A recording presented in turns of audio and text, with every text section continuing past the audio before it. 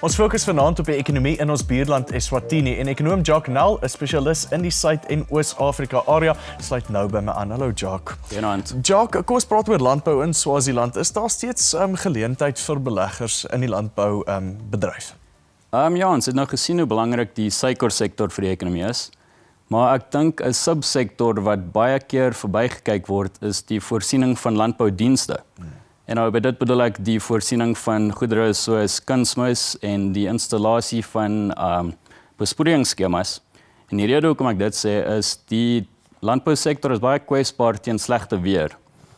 En dis nou 'n groot probleem. Ons het nou in 2016 gesien hoe 'n droogte dit affekteer is die landbousektor, maar dan vloei dit oor in aan baie ander sektore van die ekonomie. En hierdie tekort van sulke dienste is die rede hoekom die landbousektor so kwesbaar is. Ja. So daar is duidelike mark vir sulke goedere. Dus ons weet in Suid-Afrika 'n groot uitdaging is natuurlik grond en grondregte. In hierdie land sit jy nou met 'n monarg en hoe presies hoe werk daai dinamiek tussen boere, die landbougrond en dan nou die koning? Basies in Swaziland kry mens twee klassifikasies van land. Daar's die Swazi-Nasieland en dis omtrent 54% van die grond en hierdie is onder die direkte beheer van die koning.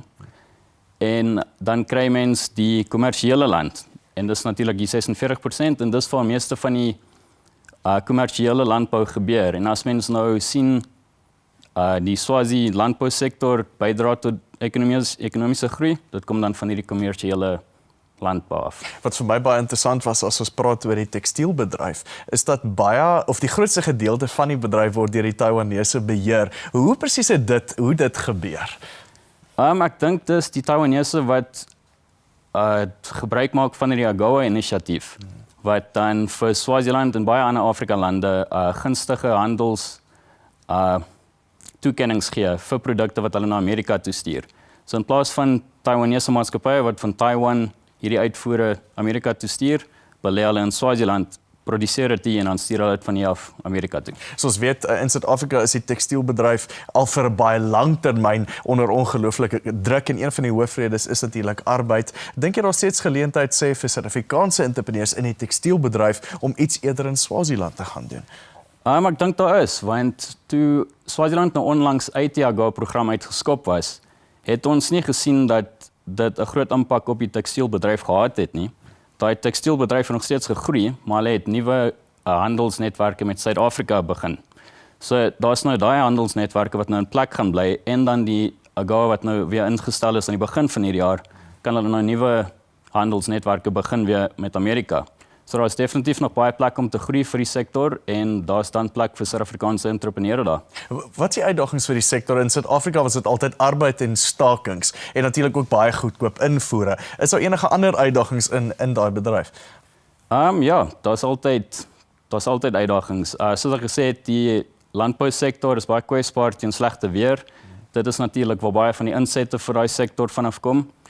En mens kan nooit probleme heeltemal uitskryf nie. Mens weet nooit waar dit gaan gebeur, wanneer dit gaan gebeur en hoe dit opgelos gaan word nie. Interessante deel, baie entrepreneurs, as hulle in Afrika ingaan, gaan hulle in die finansiële sektor in, of wat hulle noem fintech. Praat ons deur die banksektor in Swaziland en hoe ontwikkeld is dit? Dis baie onderontwikkel en baie gekonsentreer. Soos ons nou gehoor het, omtrent 85% van die banksektor se bates is onder beheer van 3 Suid-Afrikaanse maatskappye wat in die land besighede het. En dis ook baie moeilik daar om finansiering te vind. 'n Finscope opname in 2017 het gevind dat omtrent 50% van klein, mikro en medium grootte maatskappye sê dat die tekort aan finansiering hulle grootste probleem was in die land. En dink jy daar's 'n geleentheid vir jong Suid-Afrikaanse entrepreneurs om in daai gedeelte van die mark in te kom? Ja, definitief. Wat ons gesien het in ander lande in Afrika, veral in Oos-Afrika, is dat die tekort aan tradisionele finansiële infrastruktuur soos banktakke is nogal motiverend vir hierdie fintech maatskappye, want baie van die Swazi mense het selfone, hulle kan net nie by 'n banktak kom nie. So as jy al hierdie dienste kan doen op jou selfoon, Hoekom nie? Jacques, ons sien uit om weer met jou te gesels oor 'n ander Afrika-land, soos ek sê, hier is maar net die begin, dankie hoor.